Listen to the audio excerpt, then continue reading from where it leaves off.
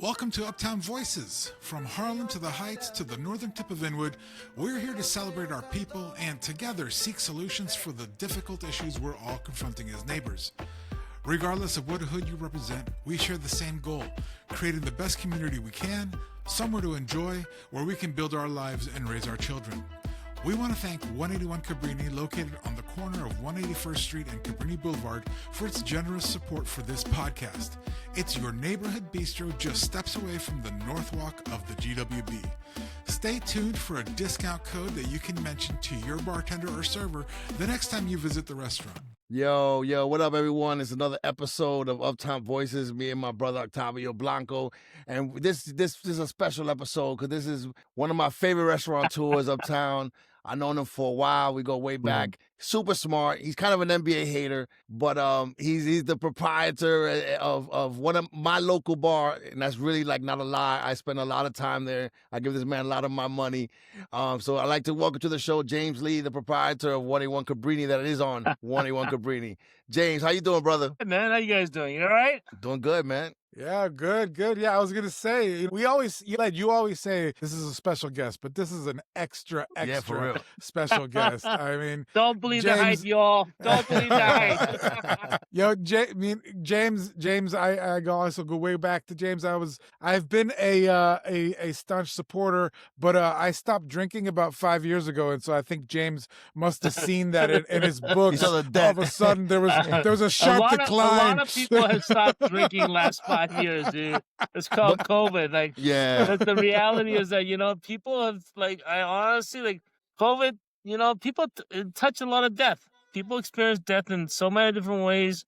And people say, you know what? No mas. I agree. Yeah. I agree with that. And I think I don't think nightlife, and nothing has recovered since then. It's gotten closed, but it's not recovered, right? Like, at 11 o'clock on a Friday night, Washington Heights was jumping. That's not the case every Friday night no more. You know what I mean? So no, it's not like that anymore, man. The world has changed. Yeah, and I mean, and again, how does it been navigating that for you as a restaurateur? Well, I mean, the writing was on the wall, man. Seriously, like you saw this when I had Buddha Beer Bar.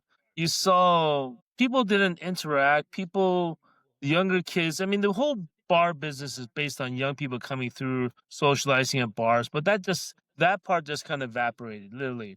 I always tell people, it's like young people, what do? They work, come home, smoke weed, Uber Eats, and rinse and repeat. Right. Yeah. They don't drink as much. And they smoke a lot more weed. You brought up Buddha Beer Bar. We got to say rest in peace to Buddha Beer Bar. Buddha Beer Bar was a super special place. I really had a lot of love for that because that was right by my mom's house. I spent a lot of time there too, man. I really liked that place. Because it was a place, I didn't do anything special. It was just downtown place with a huge beer selection that was uptown. And I always tell this, and I've told you this before. It's a really weird in the sense that it's Dominican without being Dominican, and it's very accepting of everybody was in the neighborhood. Right. Whoever was there was there. Right. And it was just like, the thing about Dominicans as a whole is that they want to be around other Dominicans, but they don't want the whole reggaeton sometimes. Right. They just want to something different, alternative. Just want to be other Dominicans that just chill. But that was the whole thing. Yeah, I love Buddha because first of all, the draft selection was crazy, right? Yeah, and then you go watch your sports happy. It was big enough that it could be really jumping. But also, and I think I got to give you credit because you have like a signature as well with the food. Like the food is always top notch. Like you always pick the right bread. Like, and I think that's what made Buddha Beer Bar great. That it was kind of this. Yeah, I can have a great beer, but I'm eating some really good food. Like, why is that important to you? It's not even important to me. It's just what I am because I just don't think that. I think that it doesn't take much more price or effort to do little more than you can.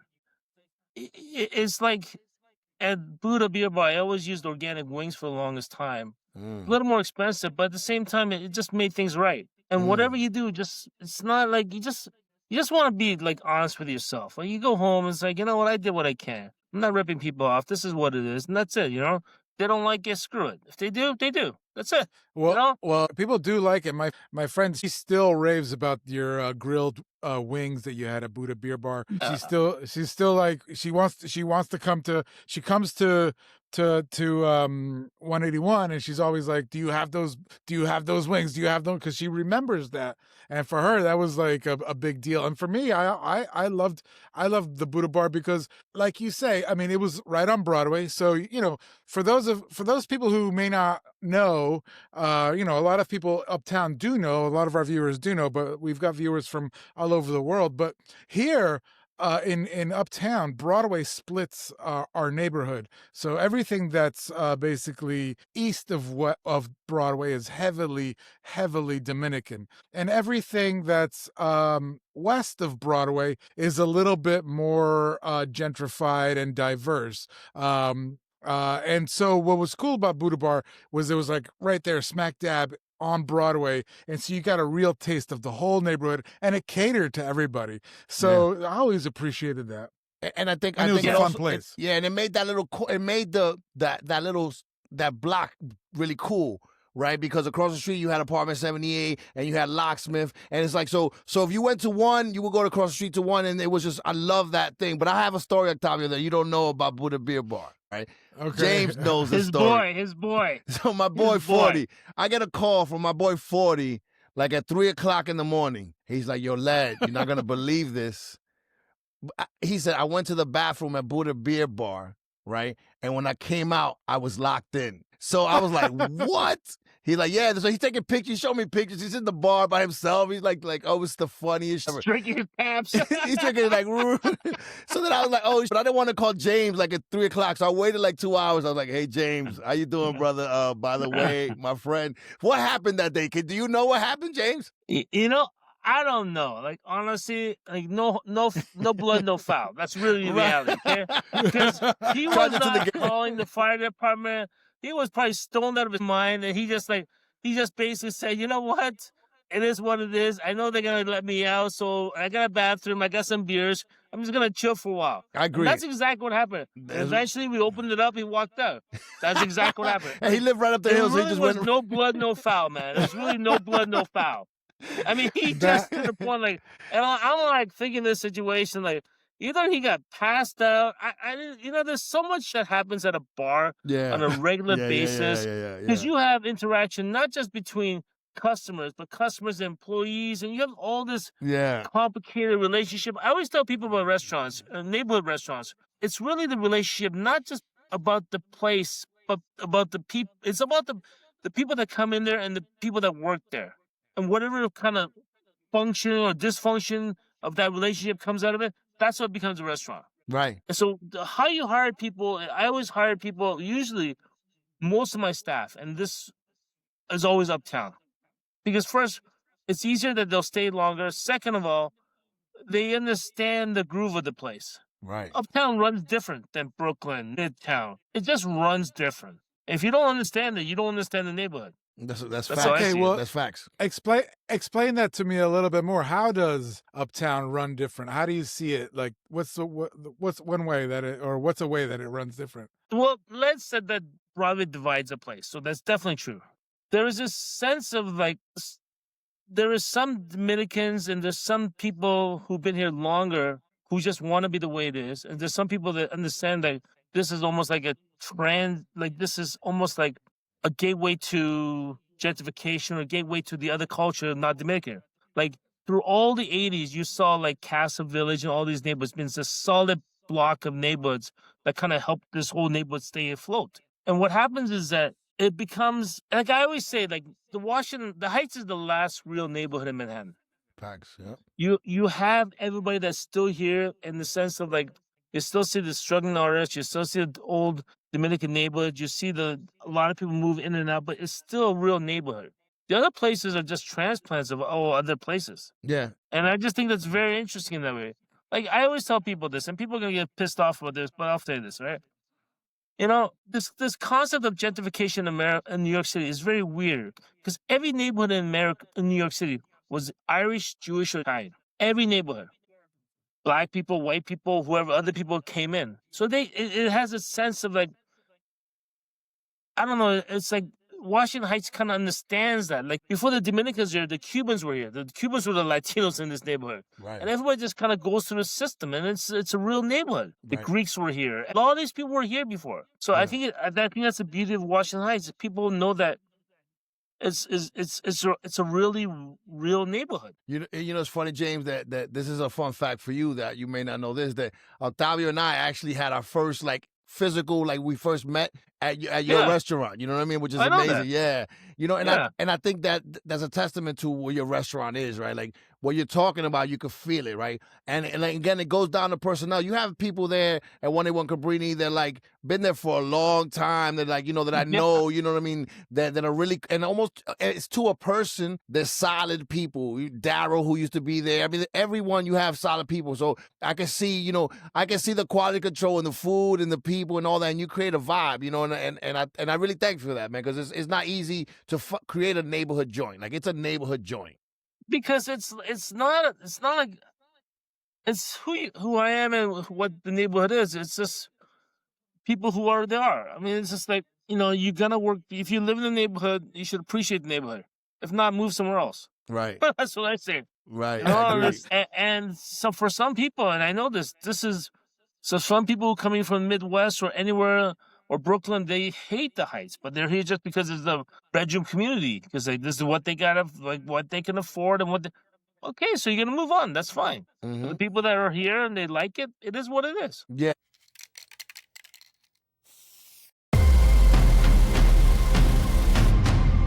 And you've been here for quite a while. So I've been here for 18 years. Yeah, and what drew you to Washington Heights? Because you not only opened a business, but you've established roots. You have a son, and you have a wife, and your family, and everything. Yeah, what happened was that a friend of mine, he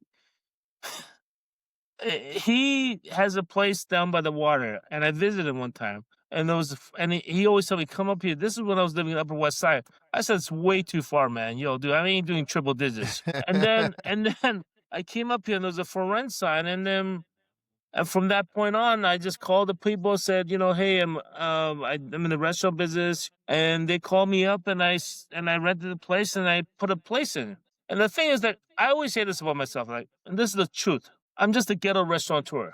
I'm the marginal guy. Like, you know, I just like, I'm on the fringe because I look for the good rent and before it turns. Before it turns expensive, before the neighborhood turns, or, you know, like, I think the reality is, like, back to Buddha Beer Bar. The success of Buddha Beer Bar was that it was just a normal place that you can go without being, like, overwhelmed by reggaeton or anything else. It was a show. You have to get dressed up.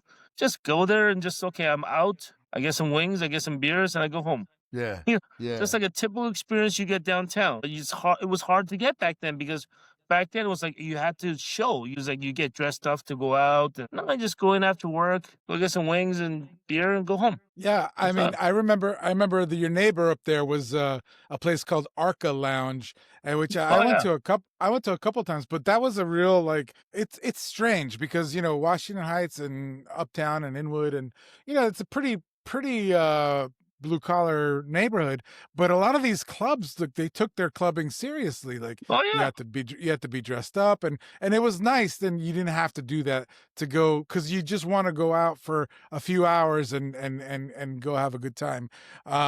It really does satisfy that. So, do you have any, like, business background, or are you fully a food guy? Like, how did you, like, there is something to be said about running and managing a successful restaurant. Restaurants are really a tough business to keep going. So tell me a little bit about your background. If it's in business, if it's not, what's your philosophy about running a good restaurant?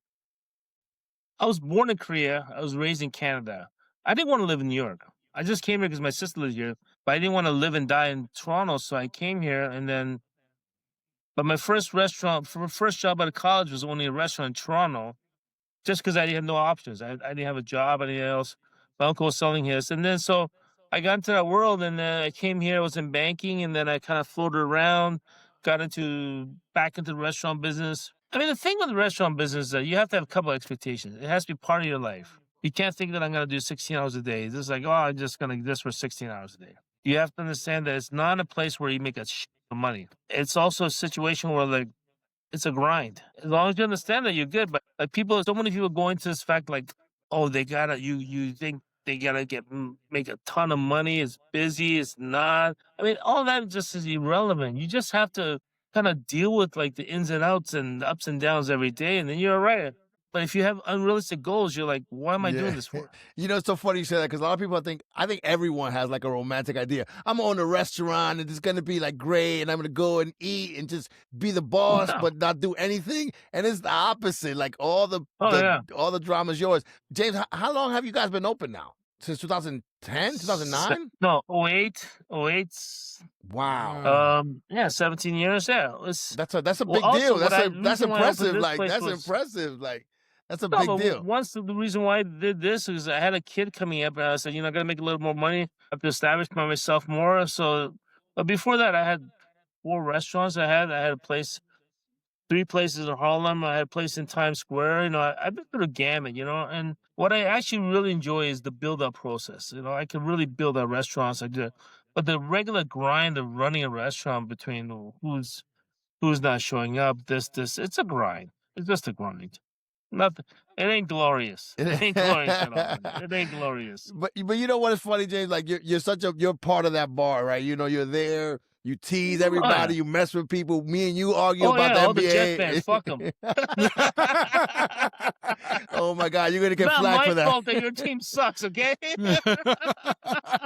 Wow. I didn't expect the Jets hate. Okay. Okay. What? They got the perfect record, bro. Oh, that's too funny, man. Oh, jeez. But But it's true, But I'll say one thing though, like I got to go back to the food. Like there really is excellence there. Like I think I say it's the best steak sandwich uptown. I love your steak sandwich. Remember when you didn't have it on the menu? I was like, yo, you need to bring it back. Yeah, but the thing is, what the thing is? Honestly, like I don't like. If you go to Peru, you go to these places that are real food capital. Like you really see the care that they put in. As long as you put a little bit of care, you're all right. Mm-hmm.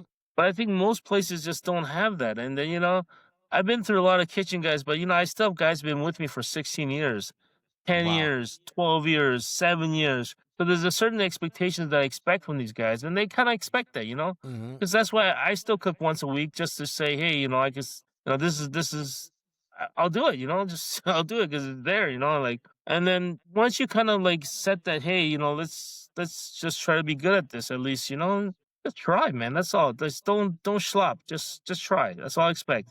The kitchen guys all know that. They don't they're not. It's not perfect every order. I'm not gonna lie about that. But as long as they're trying, hey, we got something. That's all it is. That's all I expect. Yeah. As long as guys know what they expect, that they're trying, and they put some love into it. That's all we need. Yeah. Everything is irrelevant.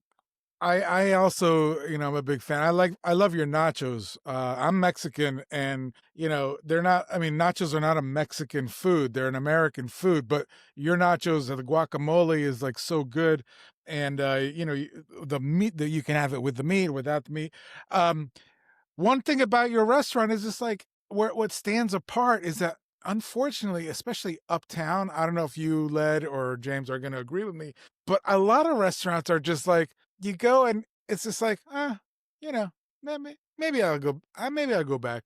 Nah, I don't know. It was okay. Yeah, It was edible. It's not like you leave thinking, wow, that was a special experience. Mm-hmm. And what's cool about you, James, and your restaurants, because Buddha Bar was the same, was even though it was like a regular place to go, you don't have to get dressed up and you don't have to like do something special.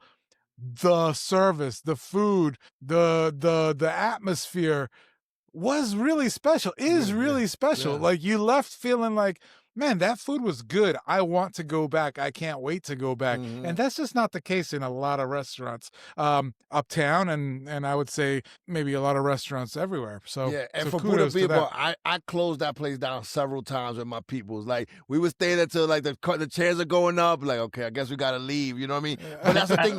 I knew you were gonna bring that story about your friend, your boy 40, and locked in. I was like, That what was the fun. He sent me pictures. He's like on the bar. He's just like pretending. He's got his head by the tap. Like it's just the funniest shit Yeah, ever. I'm like, that's fucking- how do I yeah. call James? Hey, James, my friend is in your bar. He's locked in. I really think I think that you're was right. so long ago. I think he was super high and super drunk, and I think he lingered longer than he wanted to in the bathroom. And That's you know, exactly what I think would happen. yeah. Because he wasn't like passed out. He was just like he just got super high and he just lost time. And one too many beers, you know what I mean? Those craft beers that hit you. It's funny because remember, I think one of my birthdays, I was at Buddha Beer Bar, and you had a beer called Total System Shutdown. Oh, that was double digits ABV. There was some strong stuff. I had 5 of those, and then I don't remember the rest of the night. It was horrible. I was dead the next day. Like, oh my God. But I love Buddha Beer Bar. What I'm saying, Jay, is like you create like this place for people, because I do it at 181 Cabrini too. Like I run into Juan Ignacio Rosa, who's my brother, and then he'll come, my wife will come down, Mariela come down, and next thing you know, like we're closing it, you know, and that's that, but that feels like home in a way. Like your restaurants feel like an extension of home, man. So thank you for creating that. I haven't seen him in a while, man. I haven't seen Juan right? in a minute. Yeah, I think he's okay. I think the pressure of work. He's in this Trump economy and in Trump. Oh my God. You know what I mean? I think it's especially in his line of work. But yeah, we gotta actually get Juan on the show. Octavio. Juan Ignacio Rosa is a really really dope young brother. Been involved with politics. Just one of just super smart. So we should have him on. Juan's a character. He's Super a character. Yeah. Him and James just snap on each other, and it's hilarious. Oh yeah, It's hilarious. hell. You want an interesting podcast when me and him go at it? It's pretty funny. He's always got something to say. When COVID hit, let's bring it back to COVID. A lot of places, didn't survive. And when COVID hit, and you said you saw the writing on the wall, but you kind of restaurants had to reimagine what a restaurant was going to do. Like for a while there, we were all locked in our homes, and restaurateurs were, the workforce that was allowed to leave the house. They were essential workers. So did you already have your delivery and ordering and all that in place, or was that a hurry up offense to get that going to a place where you could survive? No, I didn't have that. I mean, it was just constant bleeding. I mean, it was just nobody knew what was happening. It was just crazy. I mean, at a certain point, I dug deep into my savings. It was just crazy. I lost a shit of money. I mean, it was how do you say this? It wasn't, I don't think anybody's prepared for that. Even if you had delivery service. I know some guys made bank, but it was just at the beginning. Nobody knew what the hell was happening. And nobody knew we were ever going to go back, let's be honest. It was going to be 2 months, 1 month, 4 months, 10 months. Nobody knew that. I mean, it was just like, it was the end of the world, It was like the Planet of the Apes, the last scene with the with the Statue of Liberty, No, you're right. But what's interesting, James, is like, it becomes pivot or plummet, right? And you pivoted, right? Because, during the pandemic, Cabrini became a place that you could go because you had the outside area. You know what I mean? And it was it was smart. And, you would get the little to-go things, and you adapted it. And again, not many people could adapt. And it's a testament to your leadership too, man. Like, give yourself some credit. I mean, I think that the whole, restaurant guys in general are pretty feisty guys, because if you on a regular basis, if you can't survive the regular grind of it, there's no way you're gonna survive COVID. Right. Like, you have to be pretty gritty. You have to be gritty to survive the restaurant business in New York City. And then you have the whole COVID on top of that, and you're just like, what the? That's what it comes down to, You're just like, but it's one of those things. Like, I always tell people, like, in the restaurant business, for me, my whole life is like one dinner rush and one lunch rush, and after that, we're over. Then it just happens again. Then it happens again. Then it happens again. It's not. It's like Groundhog I Day. can't, Yeah, it's just like it's just what it is. It just keeps going on and on and on. Like my whole life is one big dinner rush. It's just like, okay, this has happened, this happened. But that's how life works. And it's 7 days a week is the grind, and nothing really kind of breaks it. Like until COVID happened, COVID just broke everything. Right. And at that point, you're like trying to figure out the math, but the math didn't work. But what's interesting is that a lot of the people that I saw at 181 Cabrini prior to COVID, I still see them now at 181 yeah, I Cabrini. mean, Because this you is have community there, and you've created community, right? Which is yeah, amazing. it is a community. I mean, for Thanksgiving, I do a community for the deep fried turkey. I did a whole meal for them. I do open the bar. I've always done that for years. I don't know. At this point, like you can't think that I'm gonna be rich out of this place. Just can't. Right. It's just work. It's just a business, and that's all it is. Yeah, but it's more than that to us, because we appreciate you being there. And one of the things we had the co-owner of Coogan's, Dave Hunt. Yeah, we had Dave Hunt on the show, and one of the things that he said that I appreciate, and I think it's what you do. It's like he said, yeah, you can focus on trying to bring in new clients as much as you want, but what Dave Hunt also said was you really got to focus on the clients that you already have and keep those returning clients coming back. Right. And that's really, really, more important, even because those are people that you can like depend on, so like the things that you do are creating a community and ensuring that folks like me and folks like Led keep coming back. It's Yeah, well, really important. that's always the case. That's always the case. Is January, February, your locals, your regulars hold you through those months because it depends how cold January, February is in New York City. You don't know where you're gonna be. But I mean, Interesting. that's all true. But I mean, like I always tell people this now. In New York City, when I came here 30 years ago, you had the shoemaker that you said hi to, even though you only went to him once a month. But now, what do you really have in the community now? You have barbershops, bodegas, coffee shops, and bars and restaurants. That's all you have. That's the only cornerstone. No one even goes to dry cleaning anymore. Right. That's all That's you have. true. That's all you have now. And barbershops and also salons, the same thing. But like, that's really your only sense of community you have. Nobody goes to the local store to buy a t-shirt. Nobody goes to get the shoes fixed. Very few people get dry cleaning anymore. What do you really have now? Right. I mean, supermarkets are not it. But I You mean, don't really have any community.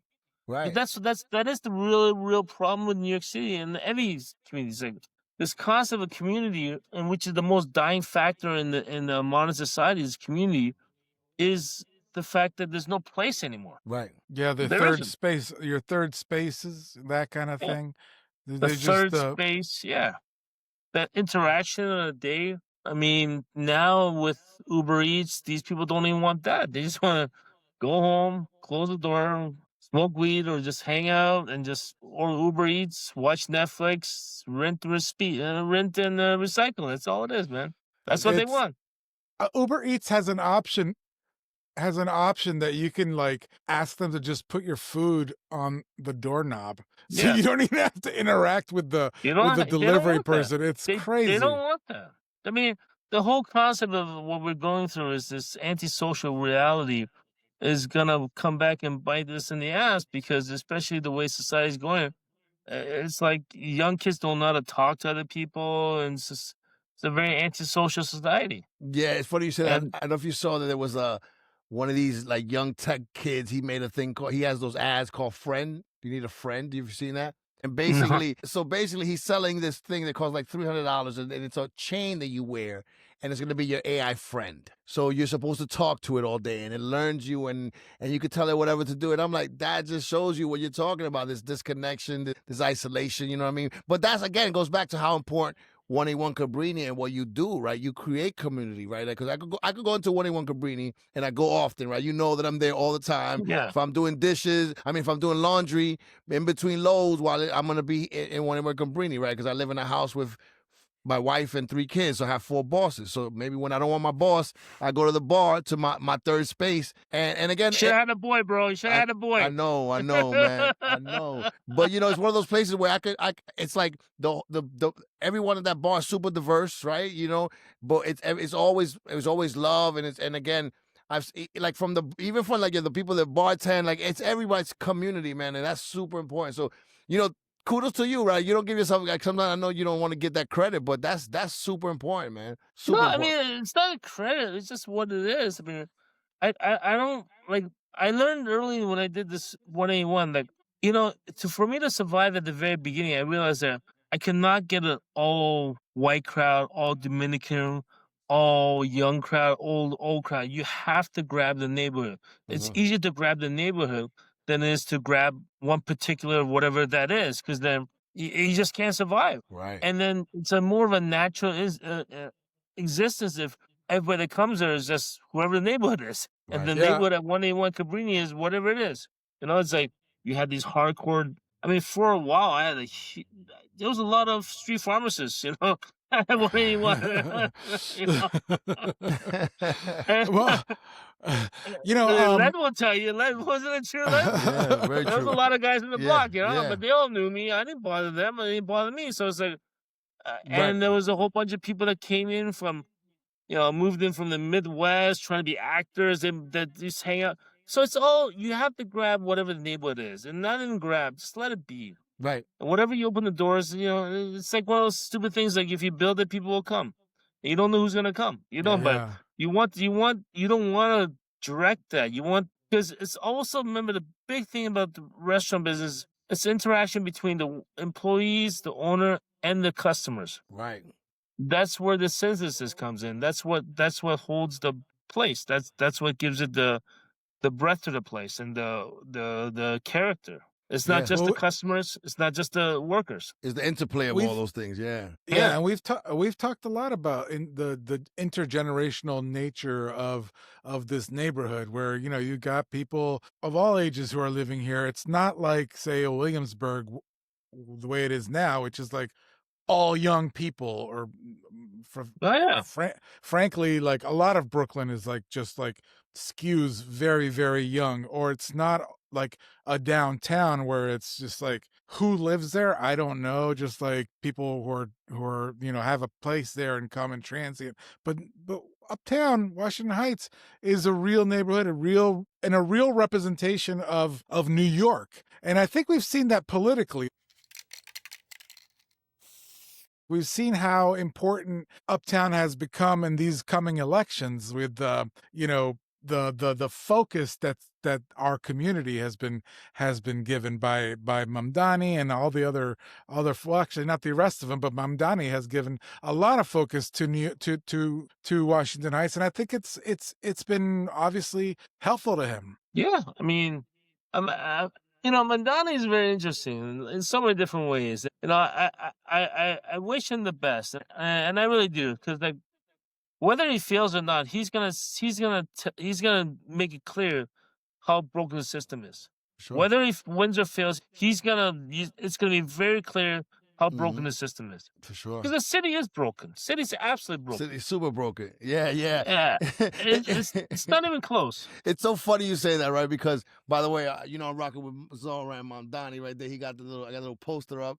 You know what I mean? He had an event at United Palace like 2 days ago. But you're right. Like, it's funny. People are like, we can't let Mamdani have it. I'm like, have you seen the city? You see how bad stuff is in this city? Like, it's not like this is humming like a top and we're taking a chance on. Like, I really feel like I think that that he represents something new for the city, and I'm, like I said, I'm rooting for the best. I'm trying to work in any way I can to get him elected, and I think we can. I thought about this, right, and this is gonna sound crazy. This is a hot take. Mamdani is who we thought Obama was, right? Obama turned out to be empty, and but Mamdani, I think, is no, not. I mean, Obama's empty and symbolic. It was more symbolic than anything else. Obama. I agree with that. Obama was just basically another Democratic politician that really was more about the status quo. He didn't upturn things, right? And I think Mamdani's not about the status quo. I think Mamdani is really about real change and like doing things for people. Like the way we do things for rich people in the society, we should do it for regular people. So I'm super excited, and I'm glad you're excited too, James. So we don't argue about that. We can still argue about the NBA because it's starting pretty soon, brother. NBA is a joke. Let's say that. Okay? Knicks are winning everything, and Knicks are winning it all this year, man. Yeah. Knicks is they'll never win with Bronson. That's going in the What? The finals going in the West. First you diss the Jets, and now you're talking Brunson. I tell you one thing. I agree with you what you said. I really do. I mean, you look at Obama. He has 3 million deported, the most amount of drone attacks. Then he wins the Nobel Peace Prize for what? Right. You know? No, you're right. And I was one of the believers, right? I loved Obama, right? Like Obama made me believe in America. I never believed him because look, the guy came from Illinois. He came from Chicago. You know who runs Chicago still? The Daley family. They still run that place. He was handpicked. You know, the kingmakers, they put the crown on him. He didn't make it himself. Don't kid yourself. He didn't make it himself. Listen, I really... In that sense, I agree with you. I really do agree with you. But Zoran he's a different animal, man. Yeah, I think he's the real deal. He's a different animal. And then when you see him, when you hear him, he has this sense of mission. Like you see him, he's always quoting like Martin Luther. I mean, he has a sense of obligation he feels that he has to society, which is different. And I think you know, and he didn't get owned because he was small donor raised. Right. Yep. It's a new way forward. You know what I mean? Like it really is. And I agree with you. And you know, Obamacare to me was a disaster because he just allowed the insurance companies to play with the premiums. I mean, what I really feel is that he should have expanded the parameters of Medicaid and Medicare. Right.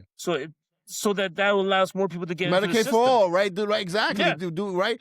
Like again, it was again, it's better than what the Republicans were doing, right? But it wasn't enough. It wasn't enough. It just wasn't enough. And I think because without the government option in Obamacare, you really allowed the insurance companies to play with what those numbers are. Right. I mean, so I'm glad that more people got covered, right? But again, listen, I as a kid, I found Malcolm X at 13. Right, I didn't believe in this country in that way, and it was an adult and kind of experience in Obama that I believed in America again. Like he made me believe, right? So I'm saying as a person, I really, really believed in Obama and the family. But then when you look back, I'm like, what he did is he took all that energy that he had behind him, and instead of using it to really change this country for the better, he said, "No, I got this. Let it go." And we all believed and we all stepped back and we took the foot off the necks of the people. And then after the recession of 2008, he put the same people that caused the recession in power. So it's like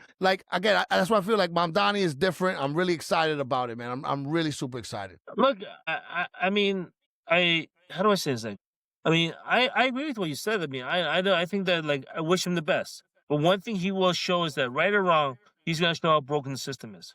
That's all I want. Mm-hmm. He will show you how broken the system is. I just feel like it's a flawed system. I just feel like I need to defend my man Obama for a second there because, you know, I don't want us to forget that, you know, he had the Republicans voting against everything that he ever wanted to do. And the fact that he got elected, like, woke up a lot of people who were just like, I hate this black person and I'm going to do everything I can. So, like, I do think that he did burn a lot of capital, but I also think that politically he got painted into a corner because the Republicans, again, didn't want to play ball with him. That's all I'm going to say. I wish he had been able to do more. I just don't think he really could. And let's face it, also, there's a bit of that like old school or that old way of thinking where you want to play nice, where you want to like, oh, well, this is, you know, Republicans and Democrats, we have to work together. And I think he unfortunately got shown how much Republicans don't want to play nice and don't want to play together. So James, this is the point in the episode that me and Jay and Octavio argue because we're going to argue now. Okay, so just letting you know, right? So right. Yeah, you're right? Like I saw something on Instagram, right, where they said, and I agree with you, right? Obama's election broke the psyche of a lot of white people in this country. Like, let's be honest, right? They could not take that. Right. And again, he did have lots of things that, going against him.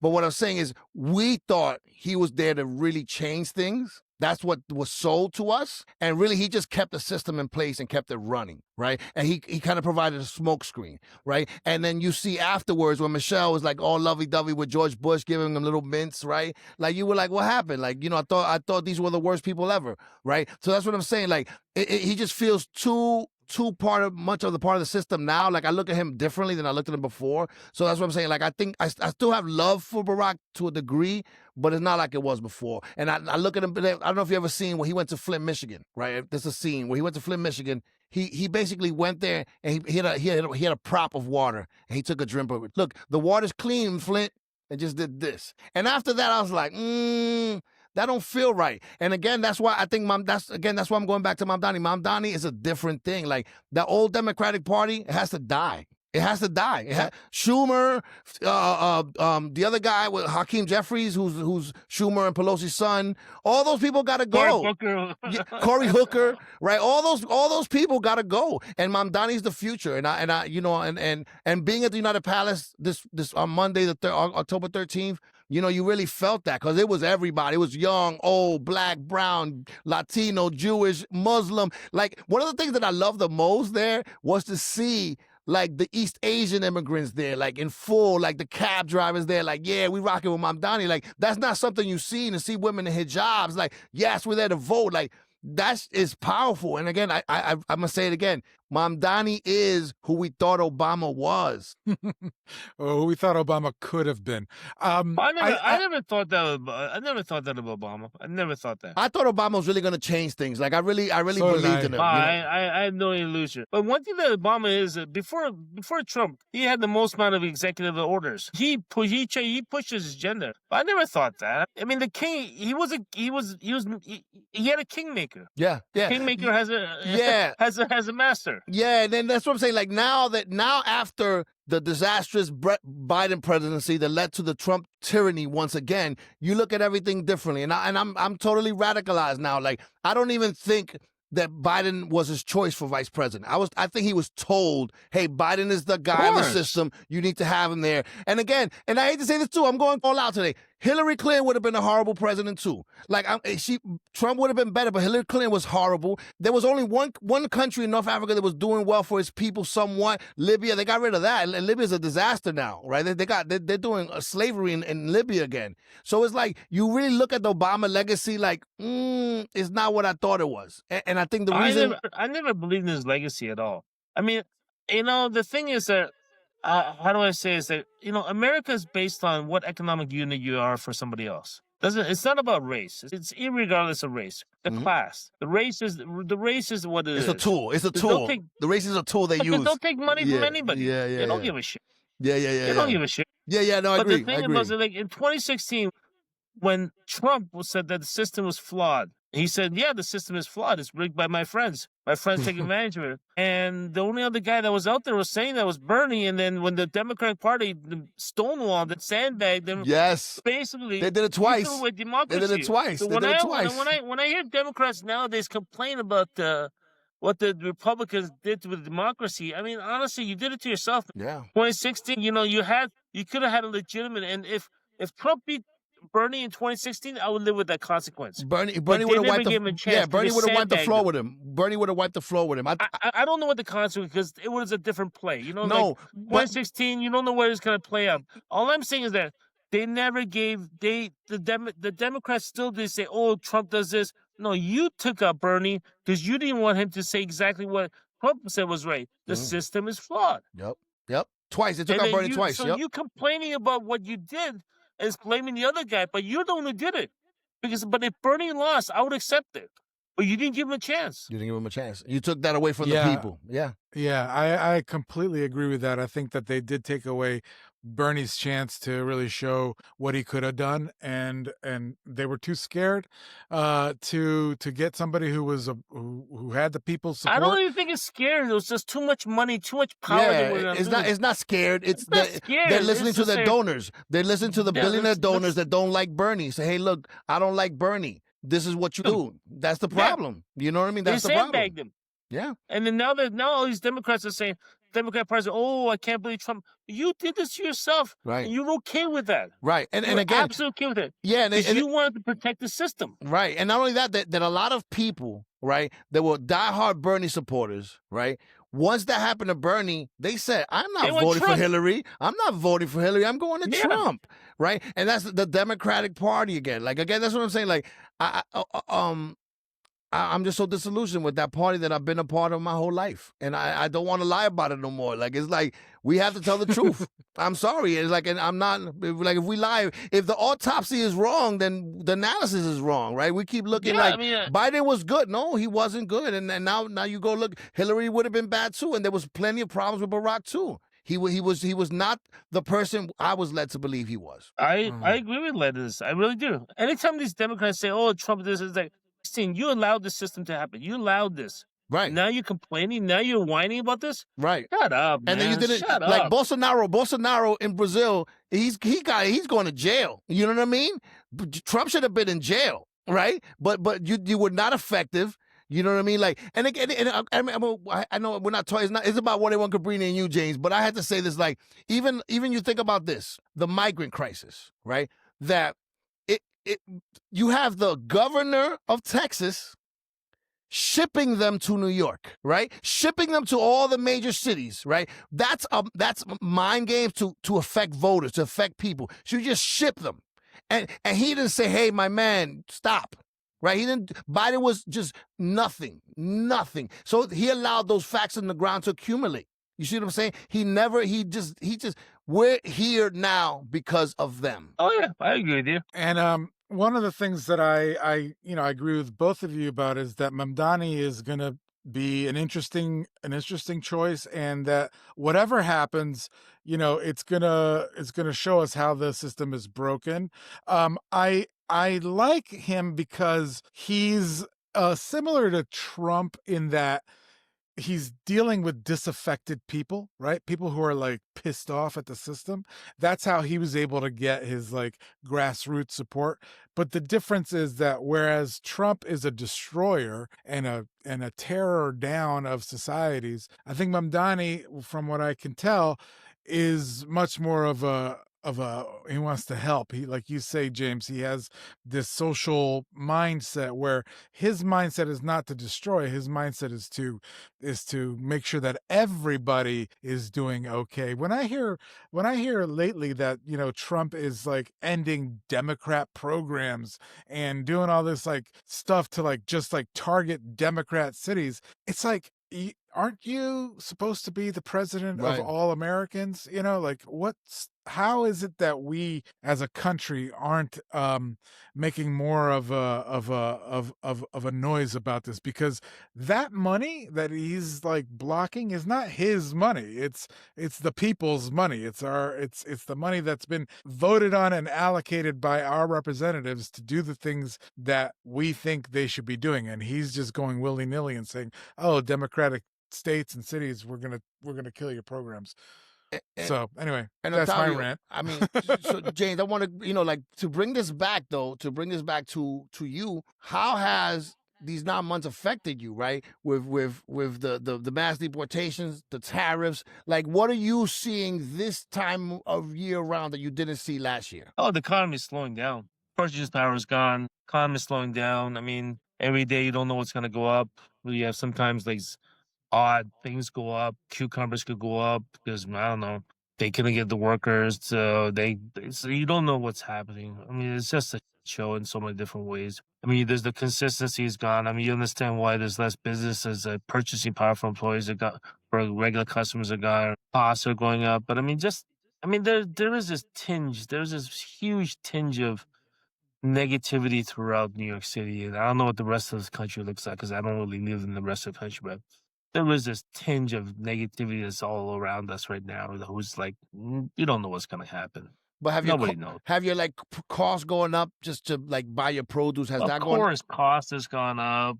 Cause I heard beef is up like 40% or something like that. I mean, yeah, everything's going up. There's no rhyme reason what's going up, but at the same time, is like you just do what you can and just try to kind of bear the grunt of it all and just move on. You can't keep raising prices. You can't keep changing menu items. Just kind of deal with it. I don't know what to say. Just move on. What's interesting to me is in the neighborhood, I've noticed that, things always change. Restaurants and shops open and close, but I have noticed that there's been a few recent restaurant openings and other types of openings.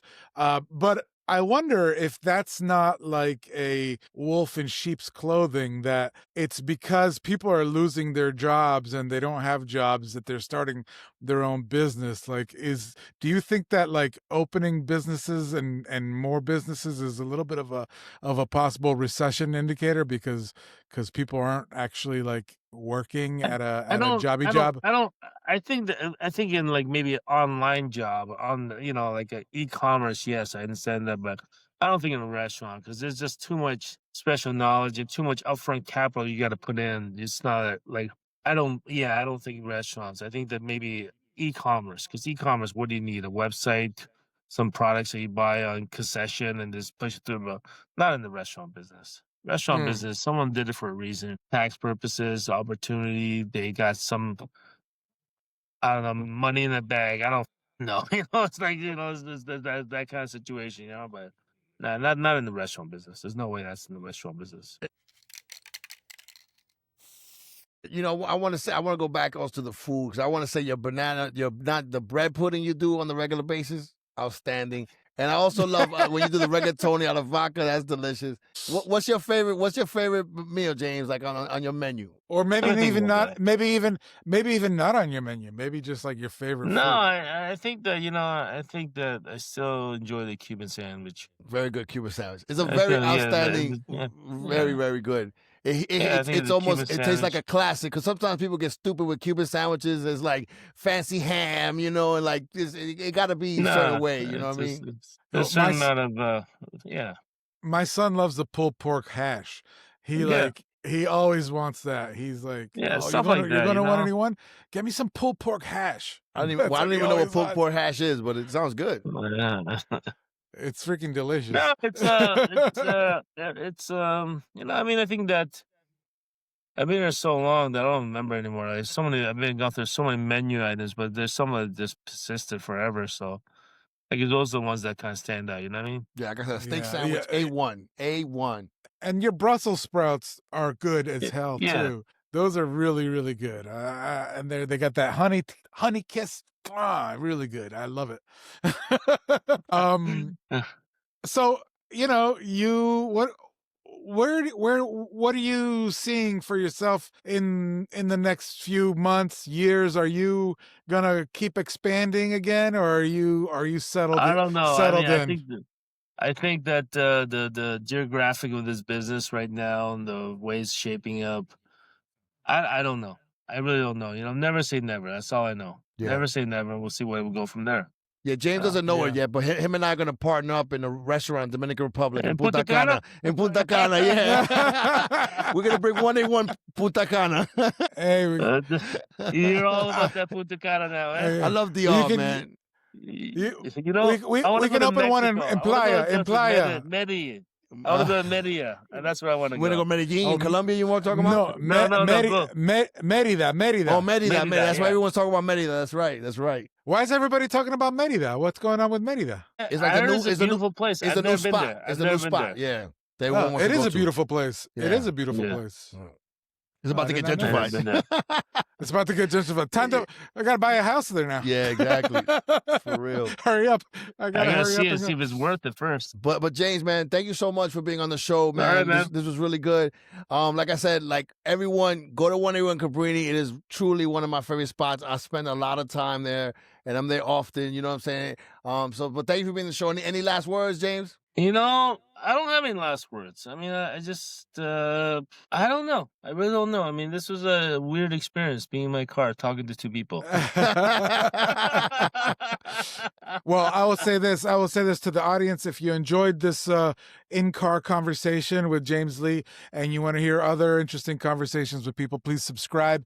It costs you nothing. Subscribe. And it helps us. Yeah, subscribe. You'll see there will be a subscribe and pull up to button James above our Lee. heads. 181 Cabrini. Tell them Uptown Collective and Uptown Voices sent you. You might get a discount or something, I think, something like that. So, All right, I'll give you free beer. a free beer. All right. Thanks, James. James, thank you. Thanks. Thanks for joining us in this episode of Uptown Voices, brought to you by 181 Cabrini, your neighborhood bistro just steps away from the North Walk of the George Washington Bridge. Use the code Uptown Voices Season 1 for your discount.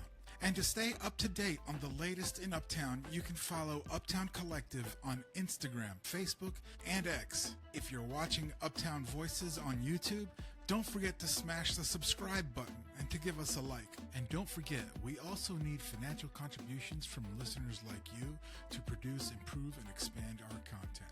To contribute, please scan the QR code on the screen. Until next time, this has been Uptown Voices.